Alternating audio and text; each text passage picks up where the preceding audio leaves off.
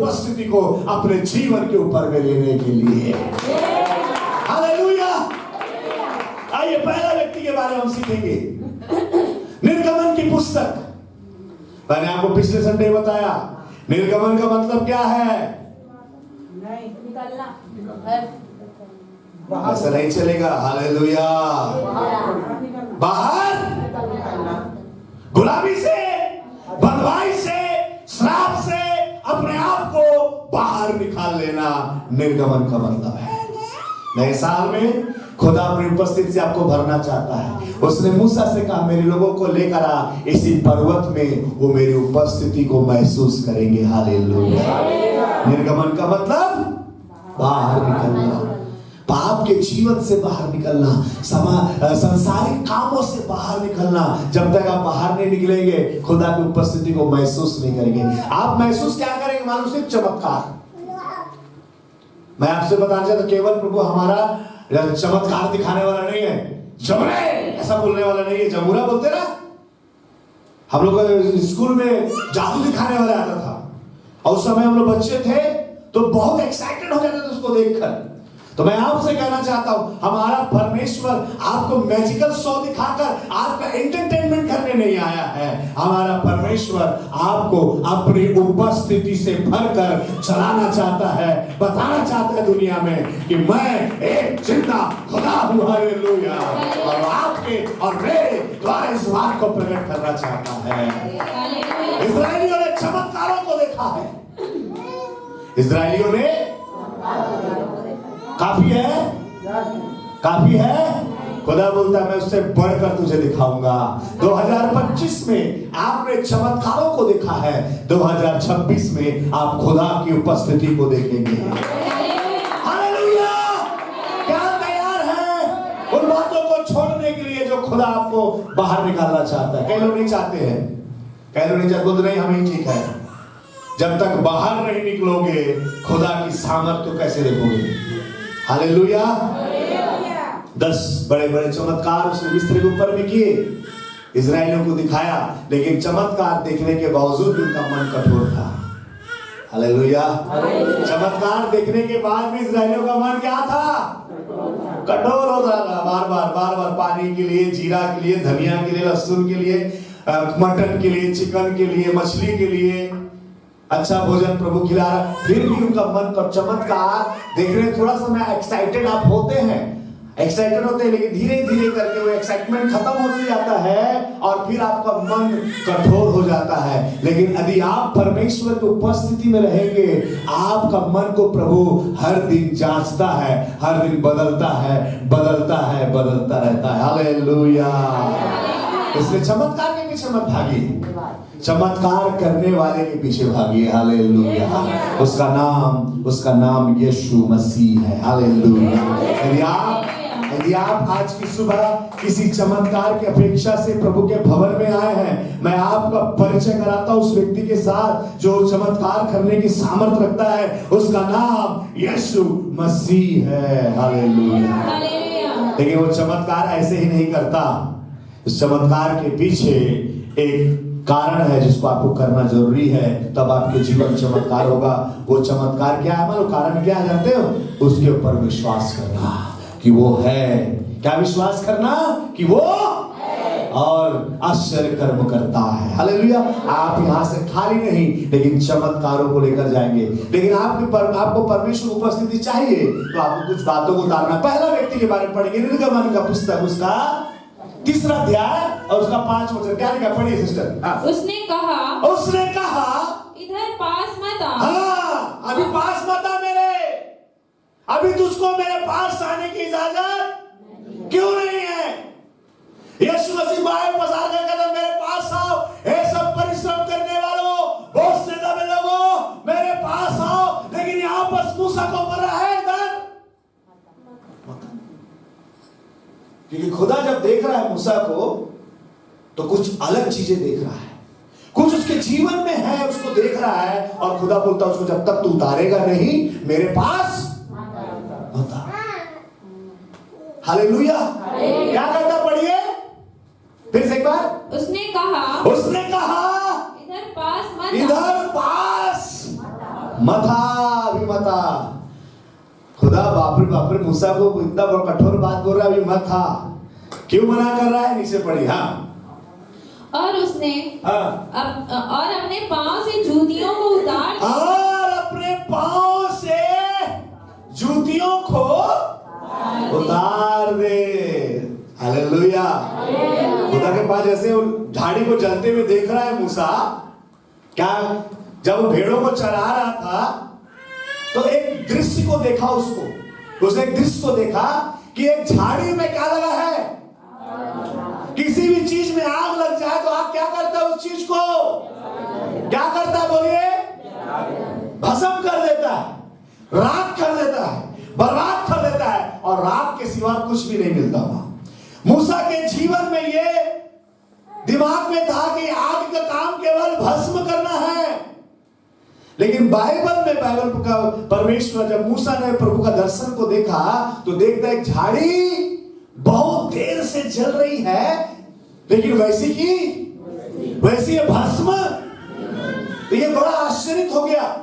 बोल, आज तक मैंने देखा है कि झाड़ी जलकर भस्म हो जाएगी, आग जिसको पकड़ता है भस्म कर देता है। ये कौन सी आग है जो भस्म नहीं करती है, लोगों को आकर्षित करती है? इस आग को मुझे देखना है।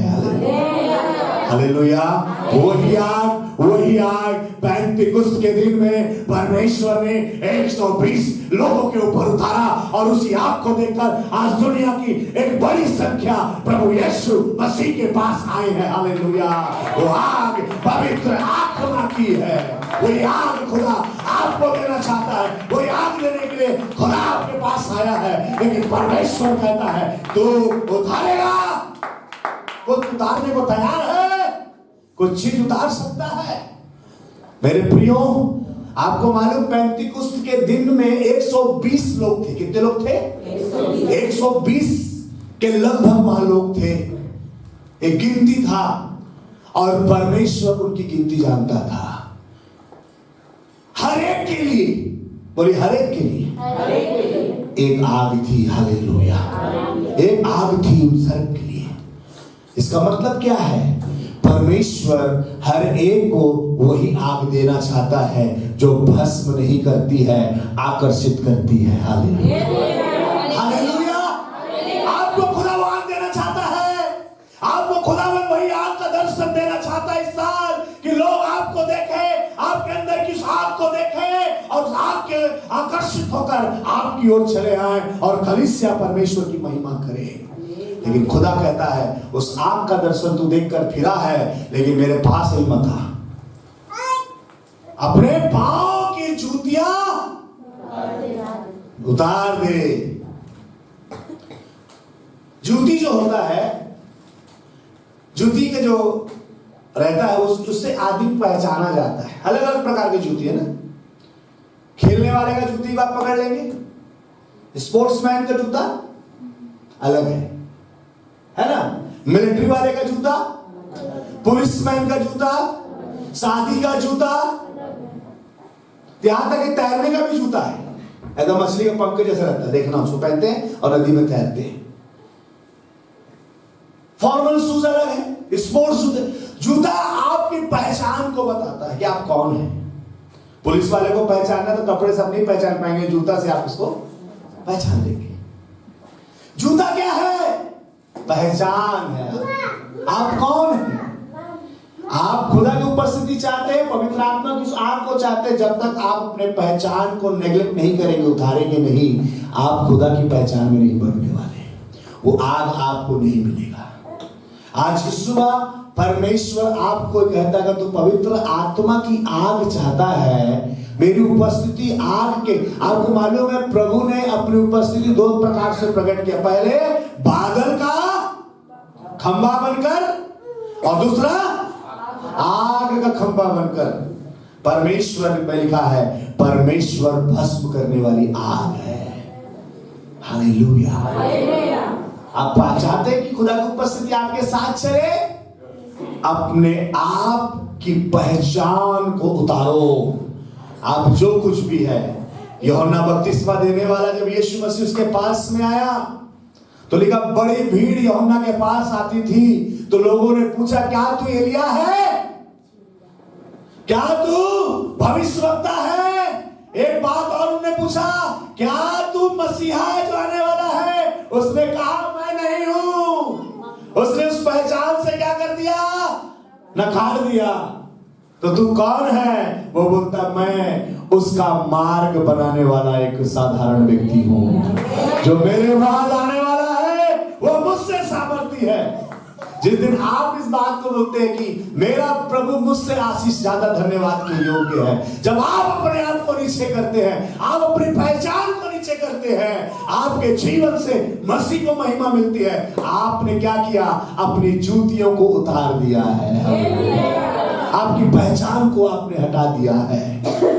अपनी जूतियां उतार दे, क्योंकि जिस भूमि पर तू खड़ा है वो पवित्र है। हालेलुया। आपको मालूम है जो स्वर्ग में कोई पहचान नहीं है। वहां आप जाकर बोलेंगे, God you know who I am, आपको बोलेगा वहां पर कुछ भी नहीं है।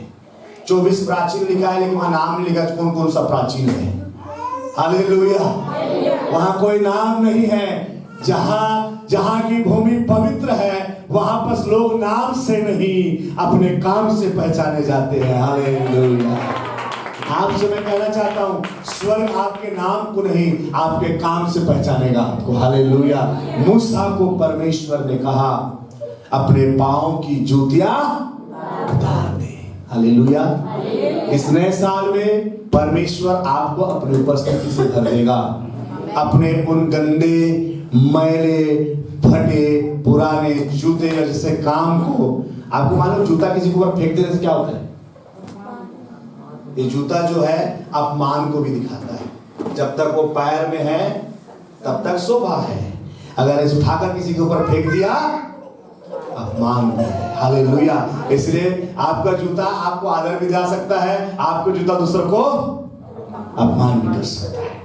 इसलिए ऐसे खतरनाक चीज को अपने जीवन से, हमारा जीवन वैसे ही है। हालेलुया। हम चाहे तो हमारा जीवन आदर मिल सकता है, अगर हम उसको गलत उपयोग करेंगे तो अपमान भी मिलेगा।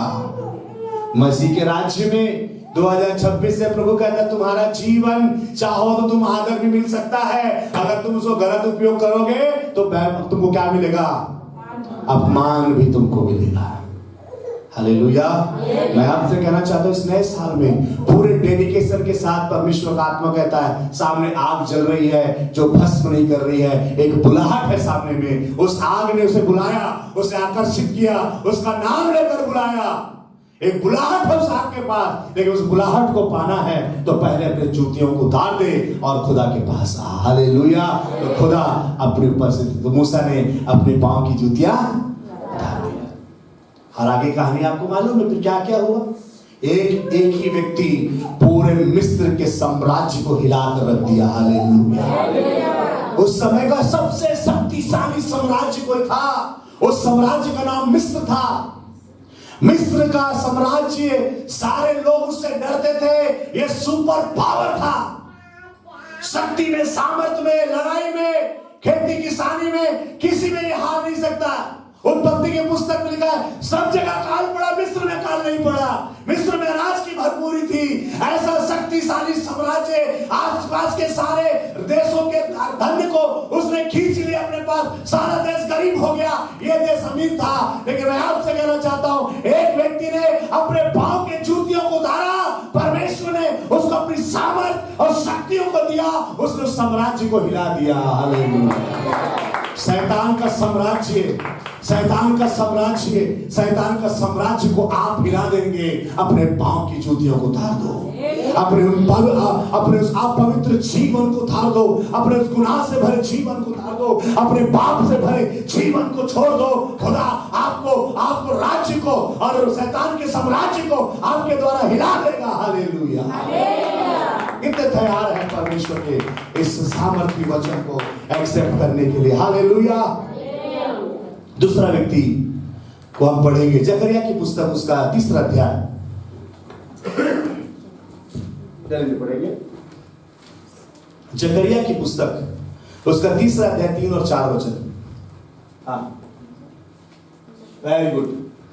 जकरिया की पुस्तक उसका 3रा अध्याय 3 वचन और 4 वचन। चलिए पढ़ते, इसी को देख पढ़िए, यहीं से पढ़ सकते हैं, यहीं से पढ़। चलिए हाँ पढ़िए। इस समय यहोशू तो दूत के सामने, उस समय यहोशू तो दूत के सामने मैला वस्त्र पहने हुए खड़ा था। मैले वस्त्र पहने हुए, हाँ आगे, हाँ। मैंने तेरा अधर्म दूर किया है। मैंने तेरा अधर्म, अरे अधर्म पहले दूर कर दिया। तब दूत ने उससे जो सामने खड़े थे कहा, इसके ये मैले वस्त्र उतारो। फिर उसने उससे कहा, देख मैंने तेरा अधर्म दूर किया है और मैंने तुझे सुंदर वस्त्र पहना देता हूँ। हालेलुया। यहोशू कौन है जिसकी पुस्तक यहाँ जकरिया में लिखा है? यहोशू महायाजक के विषय में लिखा है। एक महायाजक, मैंने निर्गमन की पुस्तक पढ़ा था, महायाजक का जो कपड़े थे, कपड़े के जो धागे से के कपड़ा पहना हूं, इसके धागे जो है, उसके जो धागे थे सोने के तारों से बुना हुआ उसके वस्त्र थे, जिस वस्त्र को उतारने बोल रहे हैं आप। इतना प्यारा कपड़ा जो सिस्टर हम और आप साड़ी लेते हो, कुर्ता लेते हो, पैजामा जो भी लेते हो, उसमें का जो धागा की क्वालिटी ही कपड़े को महंगा करता है। यहोशू महायाजक को जो कपड़ा प्रभु ने पहनाने के लिए बोला था याजक लोगों को, महायाजक लोगों को, उनका पूरा कपड़ा सोने के धागे से बुना हुआ होता था। ताना और बाना, ताना बाना समझते? ताना बाना मतलब ऐसा रस्सी जाएगा और ऐसा रस्सी जाएगा, उसको ताना और बाना बोलते।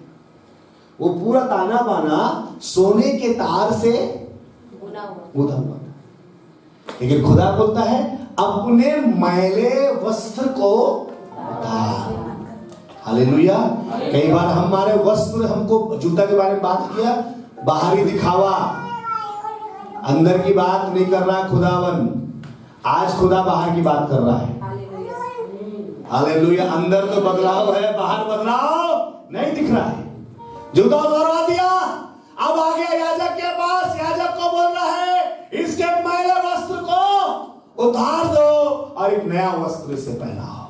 हालेलुया।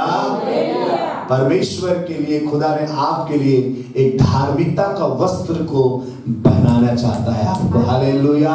एक धार्मिकता का वस्त्र जब आप पहनेंगे, आप खुदा के साथ जा सकते हैं। हालेलुया। जब प्रभु यीशु मसीह ने दृष्टांत कहा, और दृष्टांत कहते हुए प्रभु ने कहा कि राजा ने अपने पुत्र के विवाह के लिए क्या दिया? लोगों को न्योता दिया। न्योता देने के बाद जब तैयारी जब हो गया, भोजन का जिस दिन तैयारी है उस दिन प्रभु ने फिर से उस राजा ने फिर से लोगों को भेज जाके सबको एक बार फिर से बोल के आ जाए, भैया भोजन तैयार हो गया है, सब लोग आ जाइए। तो जब भोजन तैयार हो गया, जब वो न्योता लेने देने वाले जो गए, तो लोग आने से क्या कर दिए? इनकार कर दिए। हालेलुया। ये चिंता मत करिए कि आज भी प्रभु बहुत लोगों को बुलाया, बहुत सारे, आज हमारा भवन जैसा पर्याप्त होना चाहिए आज भी नहीं, बहुत सारे लोग, लेकिन मैं आपसे कहना चाहता हूं प्रभु के पास लोग आएंगे। हालेलुया। आने वाले समय में हमारी कलीसिया में भर जाएगा। बाइबल कहता है, वचन कहता है, वो भवन अतिथियों से भर गया। हालेलुया। ये भवन भी अतिथियों से भरेगा, लोगों से भर जाएगा। हालेलुया। सो क्या हुआ? जब राजा, सब लोग आ गए खाना खाने के लिए, जो योग्य थे उनको बुलाया। लोग जो बोले मैं बैल खरीदा हूं, कोई बोला मैं शादी किया हूं, कोई बोला मैं जमीन खरीदा हूं, ऐसा कह के बहुत सारे लोग क्या कर दिए? अवहेलना कर दी, चले गए, नहीं आए शादी में। तो घर का जो मुखिया था, जो राजा था, नाराज हो गया। नाराज होकर अपने नौकर चाकर से बोलता है, देखो ये लोग नहीं आ रहे हैं, कोई बात नहीं, तुम एक काम करो, चौकों में जाओ, रास्तों में जाओ, और जितने गरीब लाचार तुमको मिले सबको पकड़कर, आज इस भवन में प्रभु ने पहले बड़े लोगों को बुलाया लेकिन उन लोग नहीं आए, तो खुदा ने आपको चुन लिया। हालेलुया। हम सब दुख के मारे, लाचार, किसी प्रकार से परेशान, हताश, निराश थे, चौकों में थे। खुदा ने बोला आओ मेरे घर में, आओ बेटी मेरे भोजन में खाओ, आज ये भोजन है। हालेलुया। आपको बुला लिया कि आ बेटी, आ बेटे मेरे भोजन में तू खा। लेकिन कई लोग अवहेलना करके चले गए। जब भोजन बट रहा था, शादी घर में जब आया, शादी घर लोगों से भर गया, भवन भर गया, तो राजा लोगों को देखने के लिए, अतिथियों को देखने के लिए घर से निकला। जब अतिथियों को देख रहा तो वहां एक मनुष्य मिला उसको, जो विवाह के वस्त्र पहने हुए नहीं।